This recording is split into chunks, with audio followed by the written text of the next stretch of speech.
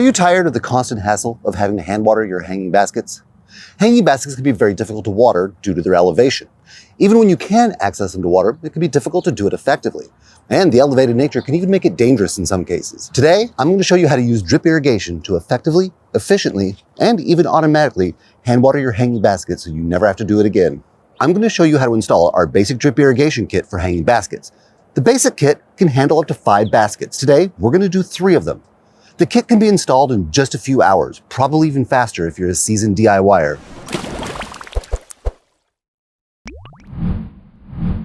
First, we'll organize our parts into piles of similar parts, elbows with elbows, T's with T's, until everything is organized.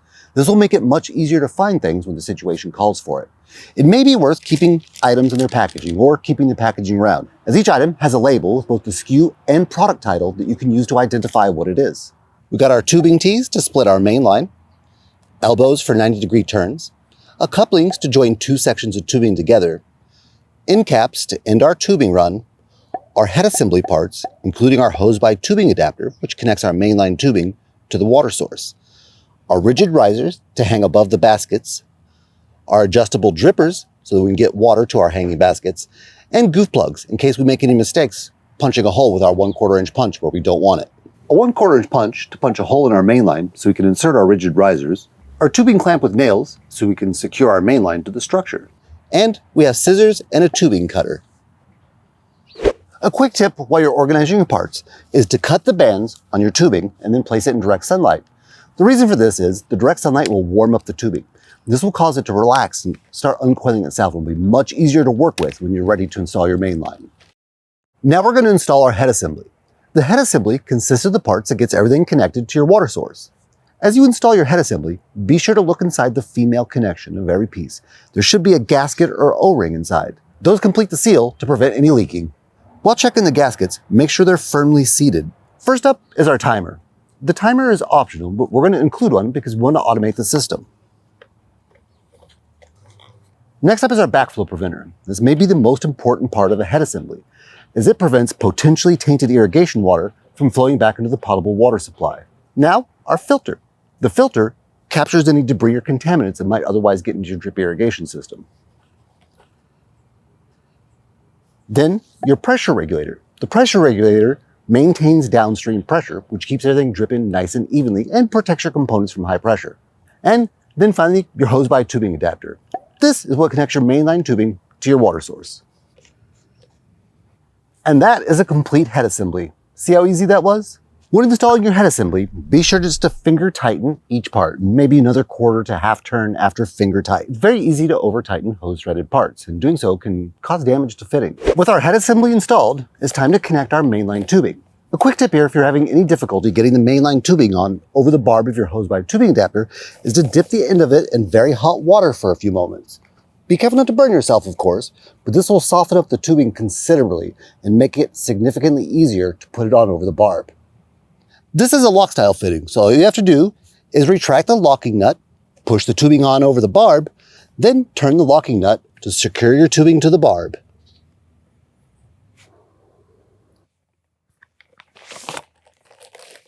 We're going to run our mainline tubing from the spigot over to the structure where our hanging baskets are at. There, we'll use our tubing cutter to cut the tubing, install an elbow to get our tubing going vertically up the structure. As it travels up the structure, we'll secure it in place with tubing clamps with nails. Then, at the top, we'll use another elbow to get our tubing to travel across the top of the hanging baskets. Once there, we can use our 1/4 inch punch to punch the holes directly above the baskets, where we'll install our rigid risers. Rigid risers are handy because they're stiff enough to secure everything and hold it in place directly above your hanging basket. You don't want to use tubing as it could curl, especially during pressurization. It could move, wiggle about, and get out of place and waste water spraying out of the basket. Now we've got our mainline tubing ran from our water source over here where our baskets are. I'm going to cut the mainline tubing using this tubing cutter. Then I'll install an elbow fitting so we can get our mainline tubing traveling vertically up to where the baskets are hanging. Just like with the hose-by tubing adapter, make sure the locking nut on the fitting is fully retracted and then push the tubing on over the barb. Once the tubing is firmly and completely over the barb, you can then turn the locking nut to secure it in place over the tubing. And there we are. Now we're ready to run our mainline tubing vertically up the post.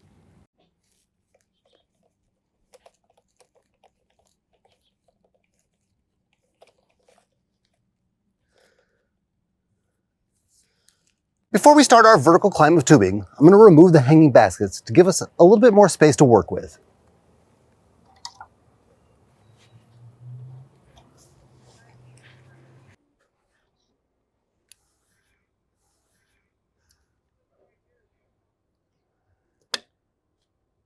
Now, let's get this tubing clamped on the post with these nail clamps.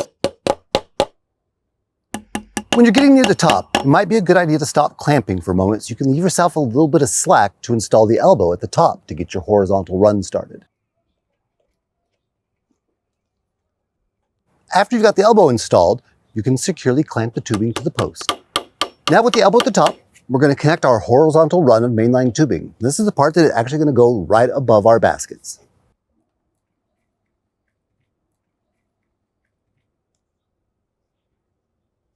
Our horizontal run is connected. Before we run it down and cut it, we're going to go ahead and install the last clamp so that the tubing is in the place it's going to be when the system is actually operational. Now we're going to run our horizontal run and make the cut where we're going to install our end cap. Then we'll go back and clamp our horizontal run in place.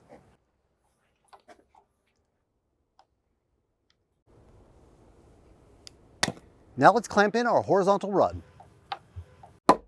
Before we install our last clamp, we're going to put on our threaded end cap to close off our mainline tubing run.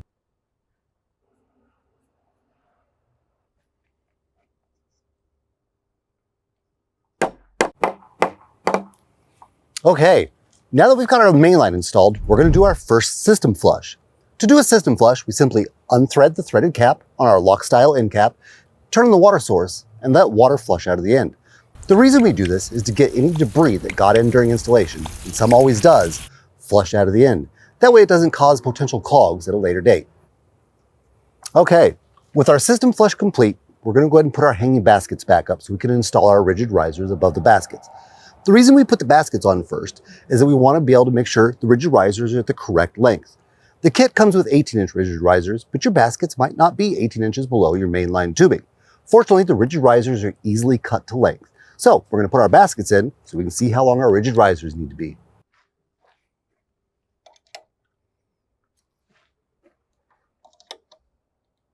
Okay, now we're ready to install our rigid risers so we can determine how long they need to be.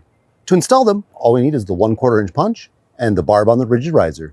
We're going to punch a hole in our mainline tubing, insert the barb, and then we'll be able to cut to length. Punch the hole as centered as much as you can above the basket. Try to punch the hole as straight as you can.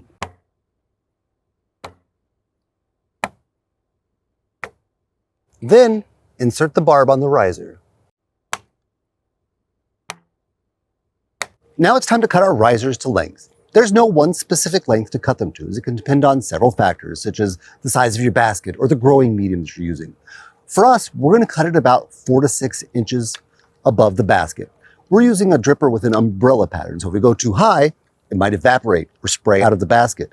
If we go too low, it might just cover the middle of the basket. We won't have good coverage.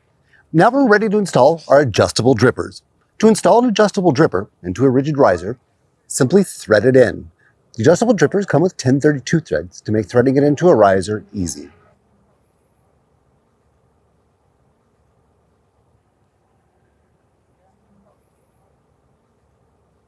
All right, now our basket's ready to be watered. Let's go do the same thing for the other two. If you have any problems putting these in, push at the same time you're turning. That allows the threads to grip the inside of the riser. And now we're ready for our first watering cycle. When you do your first watering cycle, it's a good time to walk the system to check for any leaks. Pay close attention to joints, connections, places where you inserted the barb into your tubing. The best time to fix any leaks is right away. With our system walkthrough complete, we're ready to go ahead and turn on our emitters. And that's one of the handy things about these is they can be turned off. As you saw, we just did our system walkthrough, but the drippers weren't yet dripping. So we're going to go turn them on, adjust them to the spray pattern we want, and they'll be good to go for their first watering cycle. We want the water to have pretty good coverage throughout the basket. Hanging baskets tend to be fast draining, so we want to deliver quite a bit of water. Let's turn this one on.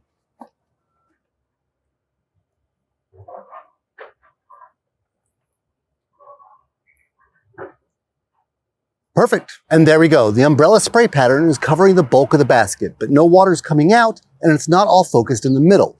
This should allow the capillary action of the soil to spread around the roots of the flowers in our hanging basket. One thing to keep in mind, With these emitters, they put out quite a lot of water. So you wouldn't want it on the same zone as, say, your raised beds, because they're going to have much shorter watering cycles. With hanging baskets, we generally find it's better to have more frequent but shorter watering cycles.